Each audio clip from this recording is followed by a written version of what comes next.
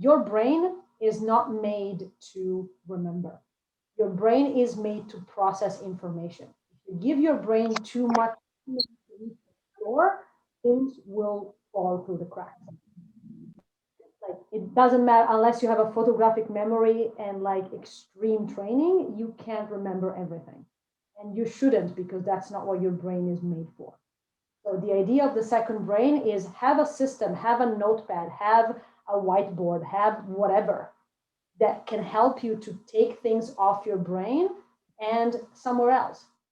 Hi there, Adrian here, and this is a video from a Zoom session that we do. We do these Zoom sessions every Sunday and we take questions and answers from the audience, some of our students, some of our members.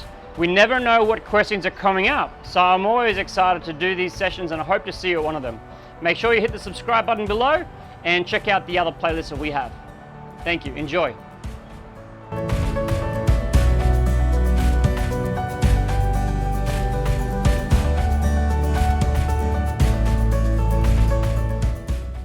How does overwhelm feel?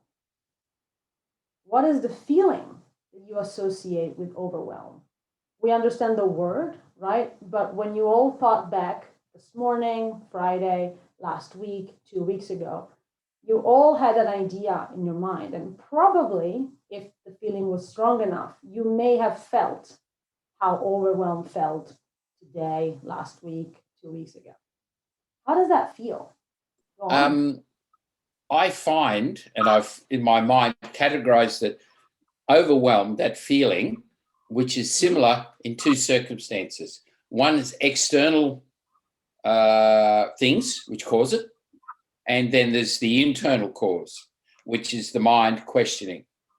So I'm just sort of categorizing because I find I'm able to deal with the external causes one much better and easier than I am with the internal one, because obviously my state of mind is different. So I just wanted to throw that point in there to look at how there's two different concepts to me of overwhelm. Absolutely. Thank you for sharing, Jay. Do you find that it's easier for the outside sources for a particular reason, or is just a habit that you have? Interesting. I think I can rationalize in my mind because I don't feel I'm the cause. So I can look at a number of issues and go, well, this is happening, that's happening. I might have been the catalyst for a lot of those things happening, and that's what I accept, that anything that happens from an external source, I've usually had some prior involvement and maybe not done something, but I can know what the situation is. I can think clearly around what are all the things that's happened and go, well, okay, where do I start? How can I deal with this? I can plan some action. When it's within and my mind starts working at, oh God, I've got all these things that I haven't done or whatever, and procrastination, as Yolanda says, is one of the big ones that leads to this. I have difficulty really trying to find clarity out of the fog of all that. Right. Well, thank you for sharing, Jay. And what Jay did is basically what I was literally about to say. So fantastic. Well done. Sorry. Which is literally, when we feel overwhelmed, the furthest thing usually from our mind is dive deep into it, because sometimes it feels so scary or like so trapping that we want to escape, right? We want to maybe do something else, like not think about it. And I understand that feeling. I've been there many, many times. But what I found lately, and I think I have to thank Yolanda for this, which is to stay with the feeling of overwhelm and try to understand it a little bit better. And that's why what I was showing before that I closed so that we could hear Jay properly is basically this 3-step that I call a clarity roadmap. That is 3 really simple steps that on paper or on screen, they look very easy, but taking them through when you're overwhelmed might feel a little bit challenging if you don't have practice. So what we're going to do today is go through these steps and see if we can work a little bit more on how to go from the overwhelmed feeling and state to a state of clarity where you can actually implement things and know what to do. So the first step that we have kind of sort of done right now is starting with the review and reflect. Review a time that you were overwhelmed. How did you feel? How does it usually feel? Does it feel different? Like Jay mentioned, like to him, it feels easier to deal with external overwhelm, and it feels a little bit harder to deal with internal overwhelm.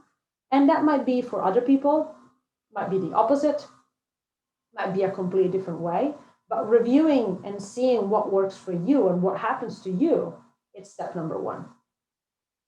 Step number two is usually, of the reflection side, is why? What is the trigger? What is triggering us to be overwhelmed? Is that email from the client or the boss that says, hey, I'm waiting for that report that was due 3 days ago? Is a loved one having a problem that we don't know how to solve? Is throwing it out there, a global pandemic that we don't know how to solve alone? What is triggering overwhelm?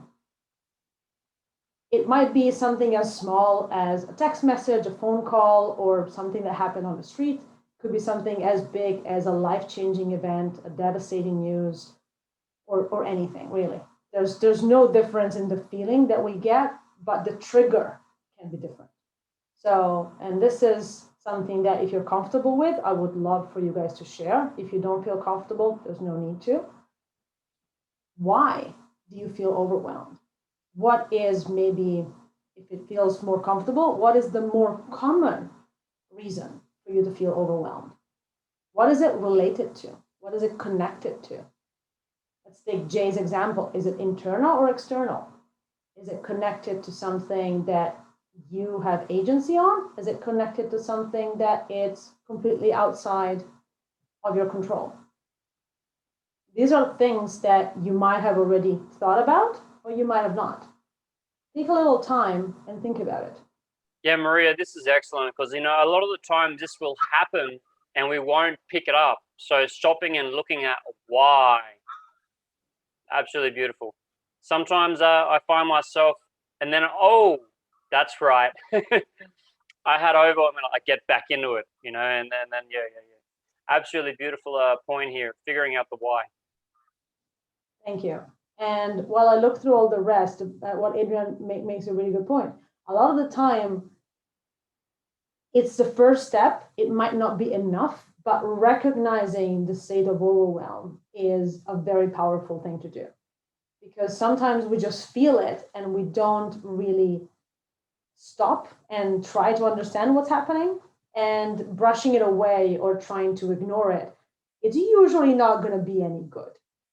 So while it might feel uncomfortable, recognizing and stopping and taking a few deep breaths. I'm sure that, where are you? I'm sure that Ben has a lot of techniques that he might teach us later for like taking that moment to actually analyze what's happening in a calmer state, because of course overwhelm might feel very agitated. A few people were saying racing heart, inability to do anything, and feeling panicky.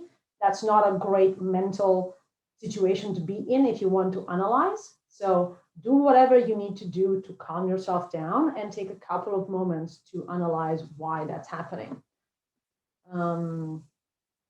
Alicia says, when I cannot see a way to the things I need or want to. Okay, so there's a dissonance between the things that you want to achieve and then where you are, and you don't see where the way is, where the path is going.